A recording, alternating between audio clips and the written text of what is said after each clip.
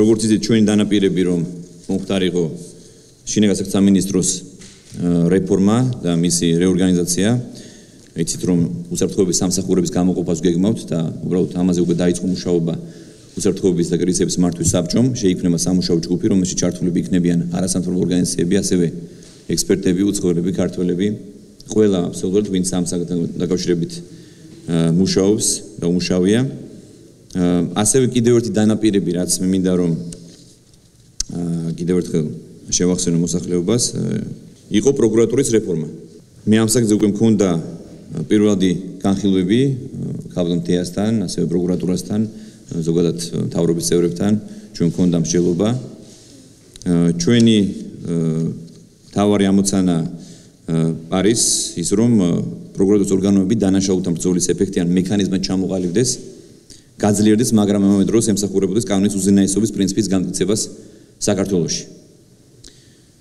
პროკურატურა არის სისხლის მართლმსაჯულების პროცესში მონაწილე ძალიან მნიშვნელოვანი ორგანო და ჩემთვის როგორც პრემიერ-მინისტრისთვის მნიშვნელოვანი არის, რომ არ დარჩეს არც ერთი უწყება, რომელსაც არ შეეხება ჩვენი რეფორმატორული კურსი და რომელიც ჩვენი მმართველობის პირობებში არ გახდება უკეთესი ვიდრე ახლა.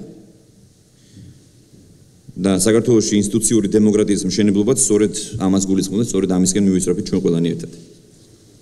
შესაბამისად ჩვენ გადავწყვეტ, რომ როგორც ერთ-ერთ წინასწარმოაზე გავეცით დავალება უსაფრთხოების სამსახურების რეფორმასთან დაკავშირებით, ასევე მე მინდა დღეს გავცეთ ინსტრუქცია, რომ დაიწყოს პროკურატურის ორგანოების ინსტიტუციურ რეფორმაზე მსჯელობა.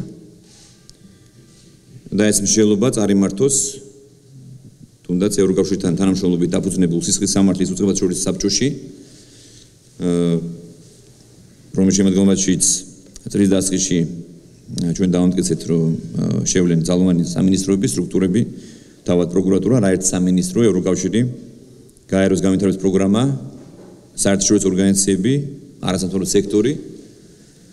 მე მინდა ვთხოვო ქაბატონ თეას, რომ შექმნა სამუშაო ჯგუფი, რომელიც იმუშავებს აღნიშნულ რეფორმაზე. და თუ რომელი მოდელისკენ წავალთ, ეს უნდა გვაჩვენოს მუშაობის პროცესმა, გამოიკვეთება სხვა აზრი. და დღეს კონკრეტულ მოდელებს საუბარი ალბათ იქნებოდა ჯერ ნაადრევი.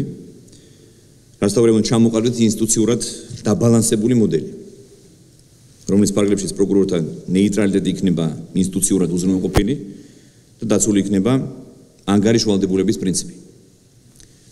აი ამ საკითხზე მინდოდა რომ საჯაროდ გამეცხადებინა საუბარი იმაზე, რომ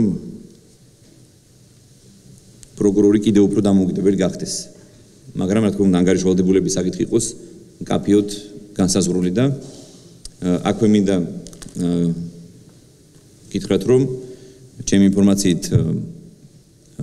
სხვა არასამთავრობო ორგანიზაციები მუშაობენ, მაგალითად იგივე არჩილ კბილაშვილის არასამთავრობო ორგანიზაცია, რომელიც მუშაობს აქტიურად ამ საკითხზე. ისინი ჩართული არიან, უკვე მქონდა კონსტატაციები მათთან და სხვა არასამთავრობოებსაც მე მინდა მივმართო საჯაროდ, ვინც დაინტერესებული იქნება ამ საკითხით, ჩვენ მაქსიმუმ კარი უნდა გავუღოთ ყველა ამ ადამიანს, რომელიც გამოხატავს საკუთარ აზრს. იმისათვის, რომ ყველაზე უკეთესი მოდელი შევიმუშაოთ.